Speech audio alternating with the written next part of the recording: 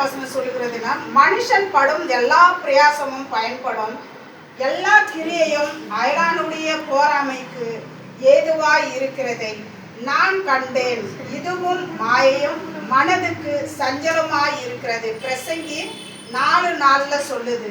அதுக்கு நேர்முகையா ஒரு வார்த்தையை சொல்லுகிறேன். உதிக்கும் போது மறையும் போது ரசிக்கும் உலகம் சூரியனை வளர்ச்சியையும் கூட தான் அதை ரசிக்குவாங்க. புரிஞ்சிச்சியா? சூரியன் என்ன பண்றாங்க, நல்லா இருக்கும் போது அது வெளிச்சம் ரொம்ப ஜோரா சூரியன் உதிச்சானா, வெயில் தாசி வச்சேன்னா அந்த வெயில நம்ம திட்டுறோம். அதே மழை காலம் வந்துச்சுன்னா வெயில் வருதான்னு வெயில நம்ம ரசிக்கிறோம் இல்லையா? அது போலதான் மனுஷன்கிட்ட எவ்வளோ இருந்தாலும், எல்லா பிரயாசம் எவ்வளோ கஷ்டப்பட்டாலும் பயன்படும். எல்லா கிரியைகளும் அயலானுடைய போராமைக்கு, ஜனங்களுக்கு போராமை. நம்ம எவ்வளோ ஓடி ஓடி கஷ்டப்பட்டாலும் ஜனங்களுக்கு போராமை வந்தே இருக்குது. அதாவது ஏதுவா இருக்கிற நான் கண்டேன், இதுவும் மாயை. நம்ம எவ்வளோ கஷ்டப்படுறோம் எல்லாமே மாயதான். வருஷம் நம்ம எவ்வளோ கஷ்டப்பட்டு எவ்வளோ சேர்த்தாலும் எல்லாமே மாயதான். 2வது பாயிண்ட் உங்களுக்கு சொல்லுகிறேன் பாரு. எந்த காலம் கனியை தருகிறதோ, கனினா என்ன தெரியுமா? ஒரு பழம். காய் தான் ஒரு கனி.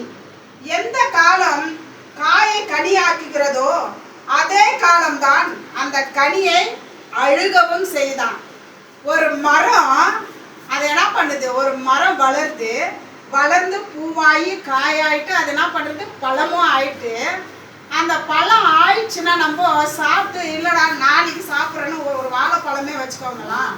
காய் இருக்கும்போது நம்ம கொஞ்சம் பூங்கால இருக்கும்போது கொண்டாந்து வச்சிடும், கொஞ்சம் பழமாக இருக்கும்போது கொண்டாந்து வச்சிடும். அது மறந்துட்டு நம்ம விட்டுட்டா என்ன ஆகுது? அது அழிவு போயிடுது. அழிவு போயிட்டா என்ன ஆயிடுது? வேஸ்ட் நம்மளுக்கு. ஏன்னா அது வேஸ்ட் ஆகுது. எந்த காலம், அதாவது ஆண்டவர் படைச்சிருக்கிறாரு, காயும் கனியும் பழமும் உங்களுக்கு புசிக்க நான் கொடுக்குறேன் என்று சொல்லுகிறார்.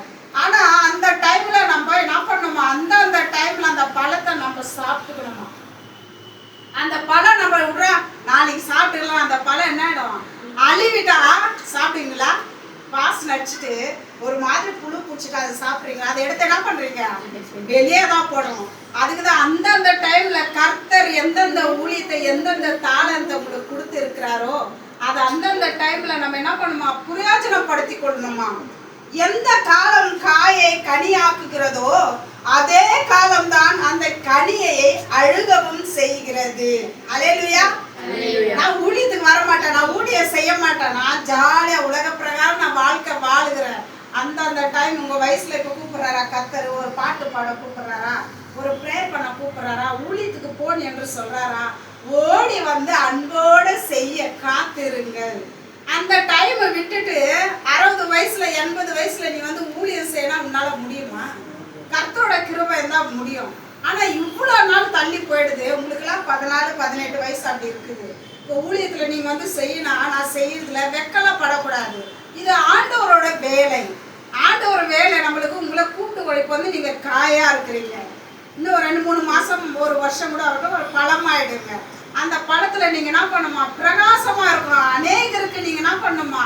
நல்ல இனிப்பா கொடுக்குறவங்களா இருக்க வேண்டுமா இருக்கிறது. அதுக்கு வேத வசனம் சொல்லுது பாருங்க. என் காலங்கள் உமது கரத்தில் இருக்கிறதா. யார? நம்மளுடைய வருஷ கணக்கில் எல்லாமே கர்த்தருடைய கரத்தில் இருக்கிறது.